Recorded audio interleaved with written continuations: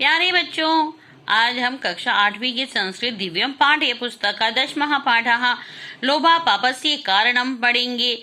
तो इसका अर्थ है कि लोभ ही पाप का कारण है, यानी कि लालच। लोभ को कहा गया है लालच। प्राचीन काले कस्मिंश्चित् देशे एकः नृपः आसीत्। प्राचीन काल में किसी देश में एक राजा रहता था। तस्य नाम यशपालः इति आसीत्। उसका नाम यशपाल था। सः स्वभावेन अति लोभी आसीत। वह स्वभाव से बड़ा ही लालची था। सा सर्वेषु नृपेषु धनवत्तमः भवितुम् इच्छति स्म। वह सभी राजाओं में सबसे धनवान होना चाहता था। एकदा तस्य प्रसादम एकः महर्षि आगच्छत्। एक बार उसके महल में एक ऋषि आए। राज्ञा मुने सेवा सत्कारः कृतः। राजा ने उन मुनि का सेवा सत्कार किया। येन प्रसन्ना भूत्वा महर्षि राजानम् अवदत्। इससे प्रसन्न होकर महर्षि राजा से बोले, अहम तो सेवा सत्कारेण अति प्रसन्न अस्मि। मैं तुम्हारी सेवा सत्कार से बहुत प्रसन्न हूँ। किमपि एकम वरम याचस्व।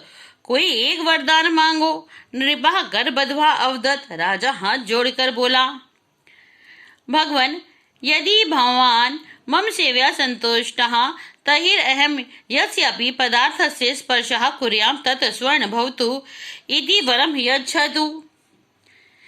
भगवान, यदि आप मेरी सेवा से खुश हैं तो मैं जिस पदार्थ को भी छूऊं वह सोना हो जाए, ऐसा वरदान दीजिए।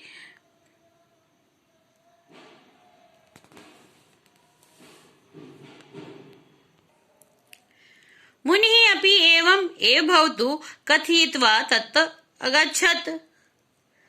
मुनि भी ऐसा ही हो कहकर वहां से चले गए। राजा अपि वरम प्राप्य अतीव प्रसन्नः अभवत्। राजा भी वरदान प्राप्त करके बहुत खुश हुआ। स महर्षि वचनम परीक्षितुम उत्सुकः अभवत्। वह महर्षि के वचन परखने के लिए बहुत उत्सुक हुआ। समयं व्यर्थ न यापयन् सः तत्क्षणमेव तत्र स्थितानि वस्तूनि एक-एकं कृत्वा अस्पृशत्। समय व्यर्थ में ना बिताते हुए उसने उसी क्षण वहां पर से चीजों को एक एक करके छुआ। सर्वाणि वस्तूनि सौवर्णानि अभवन्। सभी वस्तुएं सोने की हो गईं। एतत् पश्यता तस्य तृष्णा अवर्धत।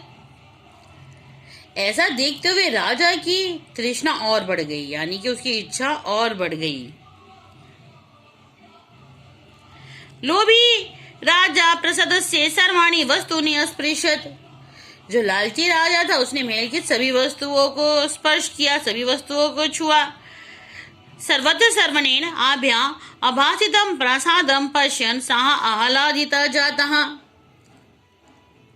सभी जगह चारों तरफ सोने की चमक से चमकते हुए महल को देखकर वह काफी आनंदित हुआ, यानी कि बहुत ही खुश हुआ।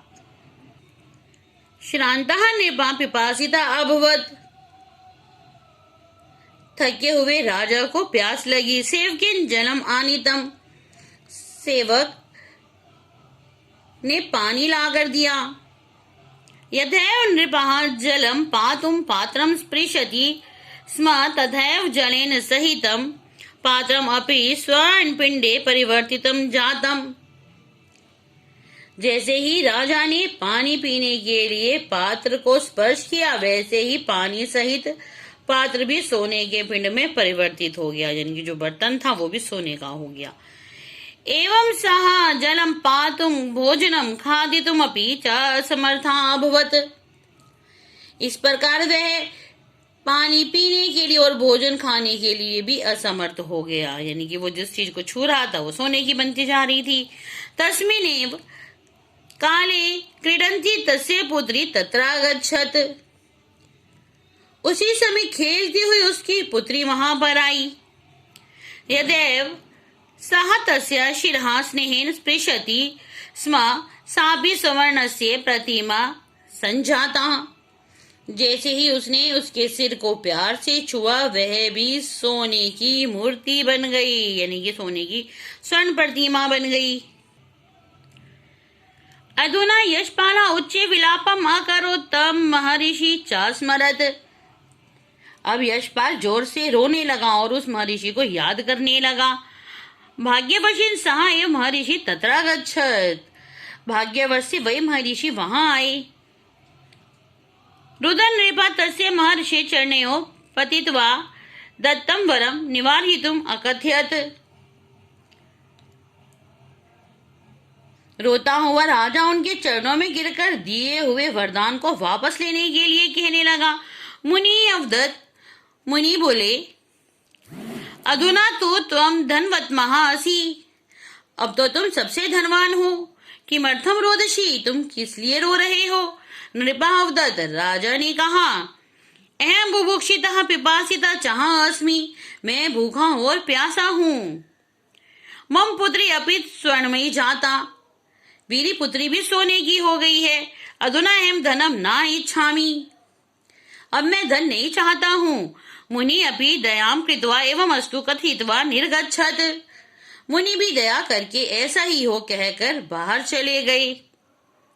राज्ञा सर्वाणि वस्तुनि पुत्री च स्वाम स्वाम प्रकृतिम प्राप्नुवत्। राजा की सभी वस्तुएं और पुत्री अपनी अपनी प्रकृति को प्राप्त हुई। यानी कि जो राजा की जो भी वस्तुएं थी और उसकी जो पुत्री थी वो जैसा पहले थे वैसे ही हो गए। अंततः राज्ञा अपि धनस्य तृष्णा त्यक्ता। अंत में राजा ने भी धन की तृष्णा छोड़ दी। सत्यमेव उक्तम, सच ही कहा गया है। लोभात क्रोधा प्रभवति, लोभात कामः प्रजायते, लोभान मोहश्च नाशश्च, लोभा पापस्य कारणम। कि लोभ से क्रोध पैदा होता है और लोभ से इच्छाएं पैदा होती हैं और लोभ से मोह और नाश पैदा होता है। अतः लोभ ही पाप का मूल कारण है। अर्थात हमें लोभ नहीं करना चाहिए। और लोभ किसे कहा गया है? लालच को। यानी कि लालच करने से क्रोध होता है और क्रोध होने से इच्छाएं होती हैं। और क्या होता है? लालच होने से क्या होता है? मोह और नाश को पैदा होती है। अगर हम किसी चीज का भी लालच करते हैं और वो हमें नहीं प्राप्त होती है तो हम कुछ भी कर गुजरने को तैयार हो जाते हैं। तो इसलिए कहा गया है कि हमें लालच नहीं करना चाहिए। तो ये आपका पाठ था। आशा करती हूँ आपको समझ में आया होगा। धन्यवाद। आपका आज का दिन मंगलमय हो।